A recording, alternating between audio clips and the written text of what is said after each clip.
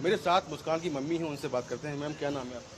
कविता रस्तोगी। कविता जी, जो घटना हुई है, जो एलिगेशन लगे हैं मुस्कान पर, उस पर क्या कहना है आपका?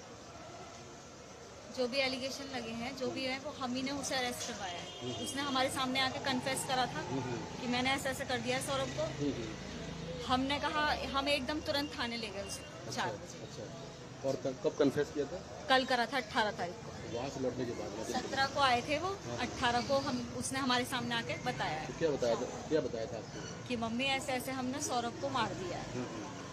एक सवाल ये है कि सौरभ से चलो रिश्ते खराब थे, मारने की वजह क्या है? मतलब ये कुछ बताया आपने? अब मारने की वजह ये बताइए कि उसका दोस्त उसे कह रहा था कि अब हम नशा नहीं कर पाएंगे, ये हमें रोकेगा। अच्छा, नशे की वजह बताइए कि हमें करने को नहीं मिलेगा। मतलब साहिल बोल रहा था मेरी बेटी को कि अब हमें नशा करने को नहीं मिलेगा, इसलिए इसे मारना पड़ेगा। अच्छा, और इसके पहले जो बेटी ने आपसे बताया कि सौरभ से रिश्ते कैसे हैं, क्या है कुछ? नहीं, वो 2 साल से, जब से लंदन गए थे सौरभ, ये अलग रेंट पे रहती थी।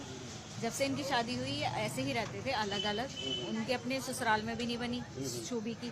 1 साल रहे उनके साथ ससुराल में।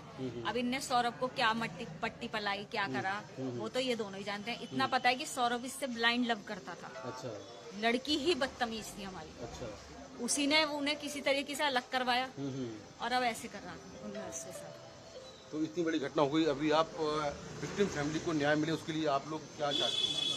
मिलेगा, हम चाहते हैं, तभी तो हम अपने उसे अरेस्ट करवाया है। तभी तो मिलेगा उन्हें न्याय भी मिलना चाहिए। उस बच्चे को मिलना चाहिए जिसने उसके लिए, उसने अपने माँ बाप को सबको दाव पे लगा दिया।